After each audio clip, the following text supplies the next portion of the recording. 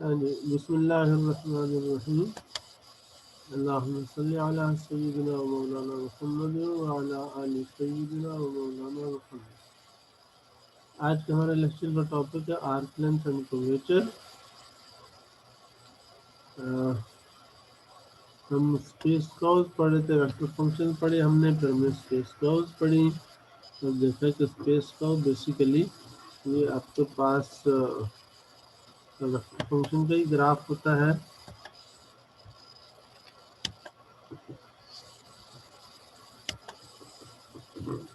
तो space curve तो हमने स्केच करना सीखा था और उसकी फिर वेक्टर फंक्शन वाली फॉर्म भी थी और फिर हमने उसके पैरामीट्रिक इक्वेशन देखी और उसके बाद फिर हमने वेक्टर फंक्शन का कैलकुलस किया, वेक्टर फंक्शन की लिमिट, कंटिन्यूटी और उसके डेरिवेटिव और इंटीग्रेशन।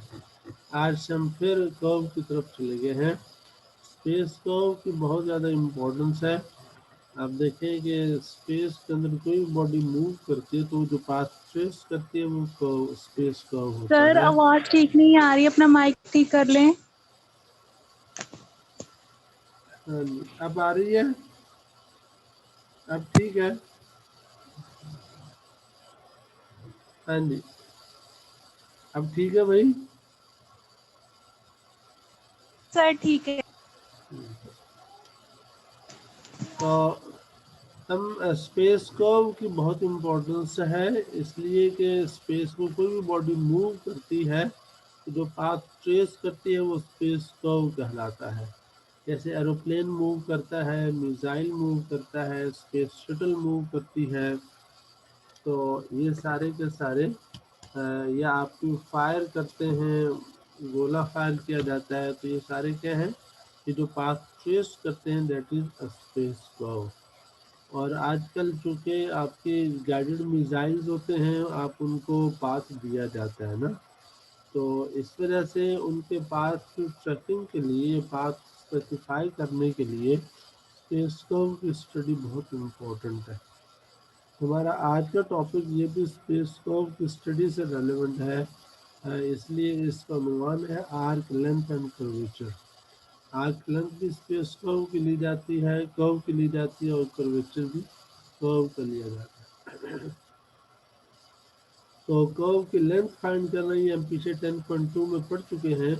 कोई भी कर्व है अगर उसकी पैरामीटर फॉर्म हो x equal to F of T, Y equal to G of T और टी किसी इंटरवल ए बी में लाई करता हो, तो ऐसी सूरत में उस कर्व की जो लेंथ है उसका ये फार्मूला बनता है, a to b f prime t square plus g prime t square. इसमें ये शर्त थी कि एफ प्राइम और जी प्राइम कंटिन्यूस है, अगर ये कंटिन्यूस होंगे तो ये इंटीग्रेबल हो जाएंगे। तो ये हमारे पास ये फार्मूला हम पीछे पढ़ चुके हैं और मेरा ख्याल है कि हमने वहाँ आर्क लेंथ फंक्शन भी पढ़ा था। ये तो एंड से एंड तक है ना, ए से लेकर बी तक है, लेकिन अगर आप किसी भी आर्बिट्ररी पॉइंट तक लेंथ लेना चाहें तो आप इसको इंटीग्रेट कर ले ए से लेकर टी तक, तो आपने जहाँ तक इंटीग्रेट किया होगा वहाँ तक लेंथ आ जाएगी। आप वो जो अपर लिमिट थी उसे आप वेरिएबल बना लें। अगर आप उसे ए के बराबर करेंगे तो ए से ए लिमिट 0 हो जाएगी, आप उसे बी के बराबर करेंगे तो पूरी कर्व की लेंथ आ जाएगी, आप उसे आधे इंटरवल तक टी को लेके जाएंगे तो आधी कर्व की लेंथ आ जाएगी। इस तरह से जो लेंथ है वो फंक्शन ऑफ पैरामीटर टी बन जाती है। सारे ये भी दोबारा भी आएगा। तो तो स्पेस प्लेन का, ये प्लेन कर्व की बात थी जो मैंने चैप्टर 10 में पढ़ी और ये उसका फार्मूला। अब अगर आप इसे देखें, स्पेस कर्व के लिए नेचुरली एक्सटेंड किया जा सकता है। प्लेन कर्व में 2 इक्वेशन थी, कर्व के लिए स्पेस में 3 इक्वेशन है, और यहाँ देखें तो हर कर्व के अगेंस्ट डिपेंडेंट वेरिएबल उसका टी डेरिवेटिव का स्क्वायर इसमें आ रहा है, रूट के अंदर वो एड अप हो रहा है। ये 2 टर्म्स ऐड हुई हैं, अगर स्पेस में आएंगे तो हमारे पास 3 इक्वेशन है, 3 डेरिवेटिव आ जाएंगे।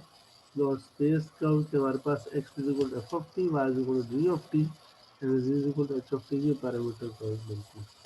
हम इस कॉन्सेप्ट को स्पेस कर्व के लिए एक्सटेंड करते हैं, जैसे यहाँ हमने कहा था F prime G prime continuous हो, तो यहाँ ये तीनों फंक्शन पर शर्त है, ये तीनों कंटिन्यूस होने चाहिए, ठीक है। और कर्व के रिप्रेजेंटेशन में ये 3 इक्वेशन आती हैं, अब जैसे जैसे जो पैरामीटर टी है ये इंटरवल ए से बी के दरमियान पाया जाता है, तो ये वेरी करना शुरू कर ए से बी की तरफ जाएगा। तो जब टी ए पर होगा तो कर्व का पहला पॉइंट आएगा।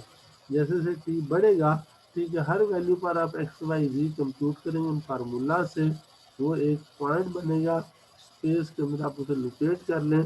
तो टी के हर वैल्यू के कॉरस्पॉन्डिंग पॉइंट को लोकेट करते जाएं, और टी को जब बी तक लेके जाएंगे तो सारे पॉइंट मिलके जो पाथ बनाएंगे उसे हम स्पेस कर्व कहते हैं। ठीक है, तो अब ये इसकी लेंथ का जो फार्मूला है वो क्या बनेगा, ये उसी तरह से f prime t square plus g prime t square, ये उसमें तीसरी टर्म जो है वो ऐड हो गई है स्पेस की वजह से। और इसे नीचे इस तरह से भी लिख सकते हैं, दोनों नोटेशन में लिखा जा सकता है। अब बेसिकली जो फार्मूला अराइज हुआ था, ये आपको याद होगा, ये अराइज हुआ था कि हमने जो कर्व थी उसको पहले सेपरेट किया छोटे छोटे लाइन सेगमेंट्स में, और उन लाइन सेगमेंट्स की लेंथ को हमने ऐड किया था, और यानी हमने रिमान सम की हेल्प से किया था। मसलन ये कर्व है तो हमने ये छोटे छोटे बीच में पॉइंट लिए और लाइन P0 से P1 और फिर P1 से P2 और फिर P2 से P3, इस तरह से हमने उस लाइन के जो कर्व थी उसके लाइन सेगमेंट्स को उसे डिस्क्रीट पॉलीगॉन बना ली थी। तो पॉलीगॉन के जो साइड्स की लेंथ उनको ऐड अप किया तो कर्व की लेंथ बन जाती थी, लेकिन उसकी अप्रोक्सीमेशन आ जाती थी। जब आप नंबर ऑफ साइड लेंथ को बढ़ाते हैं, नंबर ऑफ पॉइंट्स को बढ़ाएंगे, ये जो पॉलीगॉन लेंथ है ये कर्व की लेंथ को अप्रोच करती है। इस तरह से हमारे पास ये वाला फार्मूला बना था। ऐसे आप यहाँ पर भी वही काम करते हैं, ये हमारी कर्व है, ये हमारे पास उसको हमने इस पर हमने पॉइंट्स चूज कर लिए, फाइनाइट नंबर ऑफ पॉइंट, हम उन्हें स्ट्रेट लाइन से ज्वाइन करते हैं, ये ज्वाइन करते जाएं, इस तरह से आपके पास ये सारी चीज़ चलती जाएगी। आखिर में जितने भी लाइन सेगमेंट्स बने इनकी लेंथ अगर आप ऐड अप कर दें तो जो सम होगा वो इस पूरे कर्व की लेंथ के अप्रोक्सीमेट वैल्यू होगी। ठीक है, तो इस तरह से हम हमारा स्टाइल का जो प्रोसीजर था आर्क लेंथ का फार्मूला ड्राइव करने का, जो वहाँ चैप्टर 10 में हमने किया वही यहाँ पर भी हम अप्लाई कर सकते हैं, और सेम फार्मूला हमारा ये बनेगा। अब आप इस फार्मूले को अब तक हमने जो चीज़ पढ़ी उससे अगर आप रिलेट करें, ये जो स्क्वायर रूट के अंदर आप ये जो कुछ इंटीग्रैंड आपका बन रहा है, अगर आप देखें तो आर प्राइम टी वेक्टर का मैग्नीट्यूड है। आर टी वेक्टर आप जानते हैं F of T I plus G of T J plus H of T के था, उसका डेरिवेटिव लिया तो F prime G prime H prime के डेरिवेटिव बन जाएंगे। मैग्नीट्यूड लेंगे तो कंपोनेंट्स के स्क्वायर्स का सम और ऊपर स्क्वायर रूट, तो ये सारा कुछ जो स्क्वायर रूट मिला के ये अंदर इंटीग्रैंड है सारा, अगर आप देखें आर प्राइम टी का मैग्नीट्यूड है। आर प्राइम टी क्या था, ये टेंजेंट वेक्टर था। ठीक है, तो ये टेंजेंट वेक्टर की मैग्नीट्यूड को अगर आप ए से बी तक इंटीग्रेट करें तो ये आपको पूरे कर्व की लेंथ देता है। अब यहाँ पर अगर अब ये जो फॉर्म लिए प्लेन कर्व होगी तो उसका पोजीशन वेक्टर में दो कंपोनेंट्स आ रही हैं एफ टी जी टी, और उसका मैग्नीट्यूड ये आ जाएगा। तो ये वाला जो आर प्राइम की मॉड है वो ये बन गया, स्पेस कर्व है तो उसमें आर प्राइम में ये है, ये उसका मैग्नीट्यूड बन गया। इस तरह से ये जो फार्मूला है ये प्लेन कर्व के लिए भी वैलिड है और स्पेस कर्व के लिए भी वैलिड है, क्योंकि प्लेन कर्व में आपके इंटीग्रेंड ये वाला होता है आर्क लेंथ में, स्पेस कर्व में ये होता है, और ये दोनों आपके आर प्राइम की मॉड के बराबर है। अब हम एग्जांपल 1 पे चलते हैं कि हमें कोई कर्व दी हुई है और हम उसकी आर्क लेंथ फाइंड करते हैं। Find the length of the arc of the circular helix with vector coefficient from the point 1 0 0 to the point 1 0 2 पर। तो इस पॉइंट से लेके इस पॉइंट तक जो हेलिक्स ट्रेस होती है उसकी हमें लेंथ फाइंड करना है, तो उसकी वेक्टर कोएफिशिएंट आपको ये वाली, तो हमें बेसिकली इसमें देखो तो जी आपका टी के बराबर है ना, एक्स कॉस टी है, वाई साइन टी, और जी आपका टी है। तो अब हमें इस लेंथ के फार्मूले में दो चीज़ें इस्तेमाल होती है, एक इंटीग्रैंड और एक उसकी लिमिट्स। तो इंटीग्रैंड हमने आर प्राइम की मॉड से ले लेंगे, इसका डेरिवेटिव लेके मैग्नीट्यूड लिया तो ये बन जाता है टू का स्क्वायर रूट। और जहाँ तक लिमिट्स की बात है तो लिमिट्स से यहाँ उसने डायरेक्टली आपने जो वो पॉइंट्स दे दिए, जबकि हमें लिमिट्स चाहिए टी की, पैरामीटर की। तो इन पॉइंट से हम टी की लिमिट्स कैसे अखज़ करेंगे, यहाँ से आपको टी की वैल्यू निकालनी पड़ेगी। तो उसका आसान तरीका ये है कि बाज़ वेरिएबल ऐसे तो डायरेक्ट टी होते हैं, जैसे G is equal to T है, यहाँ देखें ना, X cos T Y sine T और जी टी है। तो एक तो इन वैल्यूज़ को देख के भी, जैसे एक्स इक्वल टू अगर आप कॉस टी करते हैं तो पहले पॉइंट में ये 1 है, आखिरी पॉइंट में भी ये 1 है। तो इसका मतलब ये हुआ, और कॉस तो 1 होता है 0 पर या 2 पाई पर, इसका मतलब ये हुआ इस पॉइंट पर आपका जो टी है 0 होगा और इस पॉइंट पर 2 पाई है। इस तरह से साइन टी को भी आप वेरीफाई कर सकते हैं। और ये जो जी इक्वल टू टी है इसको भी देखें, तो ये तो direct G equal to T है, तो इस पॉइंट में जी 0 है, इस पॉइंट पर जी 2 पाई है, तो इसका मतलब टी यहाँ 0 होगा, यहाँ 2 पाई होगा। इस तरह से हम ये जो पैरामीटर इक्वेशन है उनको, इन दोनों पॉइंट्स को सामने रख के अखज़ कर सकते हैं कि इस पॉइंट से लेकर इस पॉइंट तक पैरामीटर की वेरिएशन 0 से लेकर 2 पाई तक होगी। इस तरह से हमारे पास the arc from this point to be described by the parameter interval भी, यानी हमने पैरामीटर इंटरवल भी आइडेंटिफाई कर लिया। आप फार्मूले में वैल्यू निकाल दें 0 से 2 पाई, आप प्राइम के मॉडल निकाल लें और ये इसको इंटीग्रेट करें। तो ये कर्व उसने ये स्केच की हुई है, ये 1 0 0, ये एक्स कोऑर्डिनेट 1, बाकी दोनों 0 हेलिक्स है। जैसे आप टी को वेरी करेंगे तो ये ऊपर भी उठेगी और घूमेगी भी, ठीक है। एक्स और वाई इसको घुमाते हैं और जी इसको ऊपर उठाता है। इस तरह से जब टी आपका 2 पाई होगा उस वक्त ये कर्व 102 पाई हाइट में पहुंच, 102 पाई का मतलब क्या है, एक्स 1 है, वाई 0 है और जी 2 पाई है, यानी ये पॉइंट आपका वाई एक्सिस के ऊपर आएगा, वाई एक्सिस के ऊपर। और एक्स आपके पास 1 है, एक्स 1 का मतलब ये हुआ कि ये पॉइंट इस नीचे वाले पॉइंट के बिल्कुल ऊपर होगा।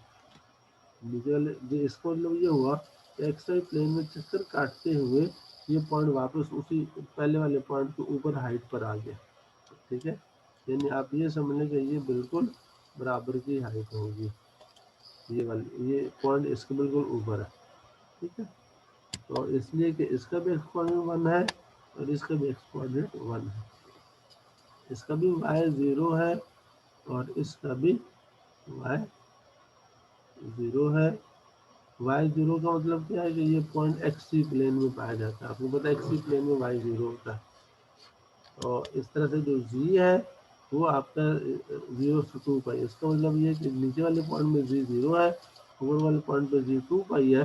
इट मीन जो दोनों पॉइंट्स के दरमियान जो गैप है, ये जो हाइट है ये 2 पाई के बराबर है। बहरहाल इस तरह से ये कर्व आपका बनी हुई है। तो इसकी लेंथ हमने देखें फार्मूले से कैलकुलेट करें। अच्छा, अब इसी तरह से एक बात हम पहले भी कर चुके हैं कि किसी कर्व की जो पैरामीट्रिक इक्वेशन है वो यूनिक नहीं होती, एक कर्व की कई तरह की पैरामीट्रिक इक्वेशन बन सकती हैं। मसलन हमने क्यूबिक ट्विस्टेड क्यूबिक पढ़ा था, उसकी ये पैरामीट्रिक इक्वेशन है, इसमें ये टी पैरामीटर या उसका स्क्वायर या उसका क्यूब। तो हम ऐसा भी कर सकते हैं, अगर इसमें आप देखें तो क्या है, यहाँ जो कुछ है यहाँ उसका स्क्वायर या उसका क्यूब है, हम इस टी की जगह e की पावर u रख दें, तो यहाँ पर टी स्क्वायर की जगह e पावर u का स्क्वायर या e पावर u का क्यूब, ये जो इक्वेशन है ये भी ट्विस्टेड क्यूबिक को ही रिप्रेजेंट करेगी, लेकिन इसका पैरामीटर हमने दूसरा बदल दिया है। इसका पैरामीटर टी था, इसका पैरामीटर u है। अब टी और u में लिंक क्या है, आपका जो टी है वो e पावर u के बराबर है, यानी ये वाला लिंक है। इस रिलेशन से आप u का इंटरवल फाइंड कर सकते हैं, यानी जब t 1 हो तो यहाँ t 1 है तो e पावर u 1 कब होता है, जब u आपका 0, इसलिए u की लोअर लिमिट 0 आ गई। अब t 2 है, यहाँ t या 2 लगा दें तो e पावर u, यहाँ से u की वैल्यू लेंगे दोनों तरफ लॉग लेंगे तो log ऑफ 2 आएगा, यानी कि जब t 1 से 2 होगा तो u 0 से log ऑफ 2 होगा। ये ट्रांसफॉर्मेशन से आप इन इक्वेशंस को बदल सकते हैं। यहाँ तो सिर्फ हमने एक T equal E power you लगाई, आप कोई और ट्रांसफॉर्मेशन लगा सकते हैं, जैसे आप T equal to U square कर लें, आप T equal to cos U कर सकते हैं, आप T equal to sine U कर सकते हैं। बहरहाल इस तरह से एक कर्व की जो पैरामीटराइजेशन है वो कई तरह से हो सकती है और ये यूनिक नहीं होती। तो इसके बाद है arc length function. Arc length function का कॉन्सेप्ट ये है कि कर्व के जो स्टार्टिंग पॉइंट था वहाँ पर तो उसकी आर्क लेंथ 0 है, लेकिन जब आप इस कर्व से आगे मूव करते हैं, आप किसी भी पॉइंट पर हो, इनिशियल पॉइंट से लेकर उस पॉइंट तक कोई भी कर्व की लेंथ हो चुकी होगी। इसका मतलब ये है इनिशियल पॉइंट से लेके कर्व के हर पॉइंट तक आप उसकी इनिशियल पॉइंट से उस पॉइंट तक की लेंथ ले सकते हैं, और ये जो लेंथ है ये एक तरह से वेरिएबल बन जाती है, पैरामीटर बन सकती है। या यूँ कह लें कि जो आपकी असल पैरामीटर टी थी, इस तरह से टी की हर वैल्यू के कॉरस्पॉन्डिंग इस कर्व पर एक पॉइंट आता है ना, तो वो जो भी पॉइंट होगा उसका इनिशियल पॉइंट से कोई ना कोई फासला होगा कर्व के अलावा। वो जो कर्व के अलावा उसके इनिशियल पॉइंट से फासला है, वो आर्क उस पॉइंट पर आर्क लेंथ की वैल्यू है, यानी इनिशियल पॉइंट से उस पॉइंट तक आर्क लेंथ वो बन जाता है, वो फासला। तो इसका मतलब ये, और जब आप टी बदलेंगे पॉइंट आगे होगा तो फिर वो नया फासला हो जाएगा, आर्क लेंथ फिर बदल जाएगी। इसका मतलब ये है कि ये जो आर्क लेंथ है इसको भी हम फंक्शन ऑफ टी बना सकते हैं, ठीक है। और ये कंटिन्यूस वेरिएबल होगा, अगर इस कर्व में कोई गैप ना आए, कर्व में मुसलसल जो है वो कंटिन्यूस कर्व हो। तो इस तरह से ये तो मैंने आपको ग्रामेटिकली बता दिया। अब हम ये फंक्शन डिफाइन कैसे करेंगे, ये पहले आपको बता चुका। हम क्या करें, इनिशियल पॉइंट तो ए रहने दें, अपर लिमिट जो टी ले लें, ई से मुराद है कि हम किसी भी टी तक उसे इंटीग्रेट कर सकते हैं, ए से टी। और अंदर ये जो इंटीग्रेशन वेरिएबल होता है ये डमी होता है, वो टी के लिए हम वैसे यू या एस, यू या कोई और सिंबल भी आप लगा सकते हैं।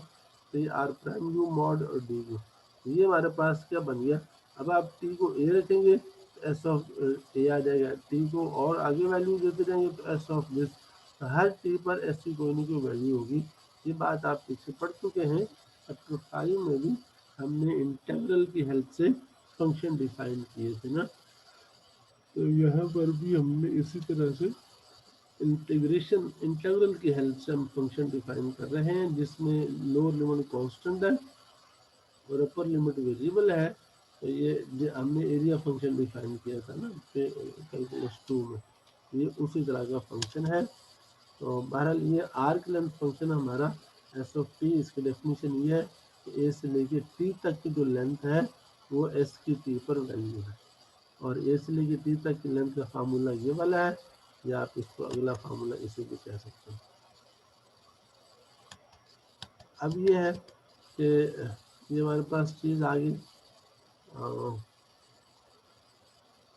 अच्छा, अब इसमें अगर हम इस एस का टी के लिहाज से डेरिवेटिव लें, तो आप ये बात पीछे पढ़ चुके हैं उसी चैप्टर 5 में, वो डेरिवेटिव इसके इंटीग्रेंड आ जाएगा। डी एस और डी टी लें कि आर प्राइम यू मॉड आ जाता है, ये आर्क लेंथ का टाइम के लिहाज से डेरिवेटिव है। तो दूसरे लफ्ज़ों में आर्क लेंथ का जो रेट ऑफ चेंज है टी के लिहाज से, वो टेंजेंट वेक्टर के मैग्नीट्यूड के बराबर है। यानी अगर ये टेंजेंट वेक्टर का जो मैग्नीट्यूड है ये अगर बड़ा होगा तो आर्क लेंथ टी के लिहाज से तेज़ी से वेरी करेगा, अगर ये छोटा होगा तो आर्क लेंथ जो है वो टी के लिहाज से स्लोली वेरी करेगा, ठीक है। तो एक तो ये बात होगी। दूसरी बात इसमें ये है कि हमने यहाँ पर जो पहले हमने सारे काम अपने पैरामीटर टी के हिसाब से किए ना, आर्क लेंथ को तो हम यहाँ पे एज ए वेरिएबल डिफाइन किया है। अब आर्क लेंथ का इसका एक बेनिफिट है, आप कोई भी पैरामीटर टी लेते हैं ना, तो आपको वो पैरामीटर किसी कोऑर्डिनेट सिस्टम में उसको लेना पड़ेगा, किसी लाइन पर वो वेरी करवाएंगे किसी इंटरवल ए बी में ना, तो वो नेचुरली नहीं आती है। जिस तरह की स्केलिंग लेंगे तो टी उसके हिसाब से आएगा। उसके मुकाबले में आर्क लेंथ जो है ये कर्व के साथ नेचुरली लिंक्ड है। तो हम आर्क लेंथ को अगर हम पैरामीटर बना लेंगे नहीं कर्व की इक्वेशन में, आर जो उसका वेक्टर फंक्शन आर होता है कर्व की इक्वेशन में, हम इसको फंक्शन ऑफ अगर एस कर लें तो ये ज़्यादा नेचुरल इक्वेशन बन जाती है। और हम आगे जाके देखेंगे इसकी मदद से जो है वो जो इसके मुख्तलिफ जो एनालिसिस है इस कर्व की स्टडी है वो निस्बतन आसान हो जाती है, ठीक है। इसका मतलब ये है कि अगर हमारे पास पहले किसी कर्व की पैरामीट्रिक इक्वेशन अगर फंक्शन ऑफ पैरामीटर टी दी हुई है, हम उसे ट्रांसफॉर्म कर लें अगर आर्क लेंथ में, तो आर्क लेंथ में जाके चीज़ों को हैंडल करना आसान है, ठीक है। तो आर्क लेंथ में कैसे ट्रांसफॉर्म कर, ये एस ऑफ टी फाइंड कर लें, ये एस ऑफ टी का फार्मूला आ गया। ये s as a function of t होगा, आप इसका इनवर्स फंक्शन ले लें तो t as a function of s आ जाएगा। आपकी गिवन इक्वेशन में जहाँ जहाँ टी है वहाँ टी ऑफ एस डाल देंगे तो टी रिप्लेस हो जाएगा और एस आ जाएगा, टी एलिमिनेट हो जाएगा, एस की शक्ल में आ जाएगा। अब ये एग्जाम्पल की मदद से ये काम करते हैं। मसलन ये हमारे पास हेलिक्स की इक्वेशन है और हमें उसमें क्या इसे रीपैरामीटराइज करें with respect to arc length, यानी आप इस पैरामीटर टी की बजाय इसको आर्क लेंथ एस में जाहिर करें और जो स्टार्टिंग पॉइंट है इस कर्व का वो 1 0 0 है और कर्व को आपने किधर लेके जाना है, in the direction of increasing T, जिधर टी बढ़ता हो। अब हम अभी देखा हमने कि D S over D T हमारे पास ये S D S over D T R prime T mod होता है, यहाँ से आर प्राइम टी मॉड लेके ये टू स्क्वायर रूट आ गया। अब S equal to S T का फार्मूला हमारे पास 0 से टी तक, ये जैसे अभी आपको बताया था कि हम एस ऑफ टी इसी डेफिनेशन से लेते हैं, जो इसकी ये वाली डेफिनेशन है उसी डेफिनेशन से हमारे पास एस ऑफ टी ये चीज़ आ गई, आर प्राइम यू मॉड ये वैल्यू यहाँ डाली, इंटीग्रेट कर लिया, ये एस ऑफ टी का फार्मूला। यहाँ से आप टी की वैल्यू निकाल लें, टी आ जाएगी एस ओवर टू का स्क्वायर रूट। अब आप इस इक्वेशन में जहाँ जहाँ टी है वहाँ S over two square root लगा दें तो ये देखिए इसमें टी गायब हो गया। तो ये है कि आप ये जो आर्क लेंथ फंक्शन है ये बना के यहाँ से इसका इन्वर्स फंक्शन ले लें, T as a function of S बना लें, फिर आपकी जो पैरामीट्रिक इक्वेशन जहाँ जहाँ टी हो वहाँ ये एक्सप्रेशन डाल देंगे तो सारी इक्वेशन एस की शक्ल में चली जाएगी। ठीक है, यहाँ तक हमने आर्क लेंथ भी पढ़ ली और ये कि उसको आर्क लेंथ कैसे फाइंड करते हैं, क्यों कि आर्क लेंथ फंक्शन क्या होता है और गिवन इक्वेशन में हम पैरामीटर को इंटरचेंज कैसे करते हैं, किसी पैरामीटर को आर्क लेंथ में कन्वर्ट कर देना। इसको नेक्स्ट हमारा कॉन्सेप्ट है कर्वेचर का। यहाँ तक जो पढ़ा है आपको कोई बात पूछना हो तो आप पूछ सकते हैं, मैं भी इसको स्टॉप कर रहा हूँ। हाँ जी, कोई बात पूछना हो, एनी क्वेश्चन? कोई नहीं है, अच्छा चलो अब हम चलते हैं कर्वेचर पे। कर्वेचर क्या चीज़ है, आप इस कर्व पे ज़रा ध्यान दें, इसके मुख्तलिफ पॉइंट्स पर टेंजेंट वेक्टर बनाए हुए हैं ना, यहाँ ये वेक्टर, यहाँ ये वेक्टर, ये वेक्टर। अब देखिए ये कर्व घूम रही है ना, टर्न ले रही है, तो यहाँ पर जो टेंजेंट है वो स्लोली स्लोली चेंज होता है ना, यानी एक वेक्टर और अगले वेक्टर के दरमियान अगर आप एंगल देखें तो उसकी खास वैल्यू है एंगल बहुत बड़ा नहीं है, लेकिन यहाँ पर देखें इस वेक्टर और इस वेक्टर के दरमियान देखें तो एंगल का बड़ा गैप है। ये देखिए तो ये वेक्टर इधर यूं करके है और ये देखिए ये एंगल कितना बड़ा है, जबकि यहाँ पर ये वेक्टर यूं अगर मैं इनको यूं बनाऊं तो ये देखिए इसके पैरेलल तो एंगल ये छोटा सा बनता है। इसी तरह से यहाँ पर भी है, फिर यहाँ से इधर आगे जाए, बहरहाल ये जो जोन है ये वाला हिस्सा, इतना हिस्सा, इस हिस्से में अगर आप देखें तो टेंजेंट वेक्टर बड़ी तेजी से अपनी डायरेक्शन चेंज कर रहा है, पहले स्लोली चेंज कर रहा था, यहाँ तेजी से चेंज कर रहा है। तो जिस तरह से हमने कहा था कि टेंजेंट वेक्टर में क्या बताता है, डायरेक्शन ऑफ द कर्व बताता है, कर्व किस तरफ जा रही है। लेकिन कर्व जाते हुए अगर तो वो कर्व स्ट्रेट जाए वो तो सीधी जाएगी, अगर कर्व टर्न लेती है तो उसका टर्न लेना ये इम्पोर्टेंट है, कभी कर्व स्लोली टर्न लेती, कभी कर्व रैपिडली टर्न लेती है, तो हमने इस टर्न को भी मेजर करना होता है, ये इसका टर्न कितना है यहाँ पर ना, इसके टर्न को मेजर करने के लिए जो कॉन्सेप्ट है वो कर्वेचर है। तो हम की डायरेक्शन को मेजर करने के लिए बताने के लिए जो कॉन्सेप्ट है वो टेंजेंट वेक्टर का है, और कर्व के बेंड टर्न को तो कितनी तेजी से मुड़ रही है या कितनी स्लोली मुड़ रही है, इसके जो टर्निंग को मेजर करना है तो वो हम करते हैं with the help of curvature. ठीक है, तो ये कर्व कर्वेचर का असल कॉन्सेप्ट है। तो यहाँ देखें जहाँ पर दो कंजक्टिव टेंजेंट्स के दरमियान एंगल बड़ा हो जाएगा, इसको लोग वहाँ उस हिस्से में कर्वेचर बड़ा है, जहाँ कंजक्टिव टेंजेंट्स के दरमियान एंगल छोटा होगा तो वहाँ पर कर्वेचर छोटा होगा। इसका मतलब ये हुआ कि हमें जो कर्वेचर आएगा हमारे पास वो एक तरह से हमें देखना है कि टेंजेंट कितनी तेजी से चेंज होता है, तो वो एक तरह से कर्वेचर का ताल्लुक टेंजेंट के रेट ऑफ चेंज के साथ होगा। अगर टेंजेंट स्लोली टर्न लेता है, स्लोली चेंज होता है तो कर्वेचर कम होगा, टेंजेंट तेजी से चेंज होता है तो कर्वेचर ज़्यादा होगा। तो टेंजेंट का जो रेट ऑफ चेंज है वो आपको कर्वेचर मेजर करता है, ठीक है। तो इस कॉन्सेप्ट को ध्यान में रखें। अब हम इसके फॉर्मूले मैथमेटिकल डेवलपमेंट पे चलते हैं। तो सबसे पहले ये है कि एक पैरामीटराइजेशन को किसी इंटरवल आई पर स्मूथ कब कहते हैं, ये उसकी बात है। अगर उस जो आर वेक्टर है उसका डेरिवेटिव कंटिन्यूस हो और वो डेरिवेटिव जो पूरे इंटरवल में कहीं पर भी जीरो ना हो, नॉन जीरो। अगर ये दो शर्तें पूरी होती हो, ये जो आर टी है ये उस कर्व की ये स्मूथ पैरामीटराइजेशन कहलाती है, ठीक है। और किसी कर्व को स्मूथ उस वक्त कहेंगे जब उसकी पैरामीटराइजेशन स्मूथ हो। दूसरे लफ्ज़ों में अगर किसी कर्व का जो ये आर टी वेक्टर कोई वेक्टर फंक्शन है उसका डेरिवेटिव कंटिन्यूस हो और इंटरवल के किसी भी पॉइंट पर डेरिवेटिव जीरो ना हो तो वो कर्व स्मूथ होगी। स्मूथ कर्व का मतलब क्या है? Curve has no sharp corners or cusp. Sharp corner जैसे कर्व यूं जाते जाते यूं मुड़ गई, कॉर्नर बना लिया, ये कॉर्नर है ना, तो कॉर्नर न बने।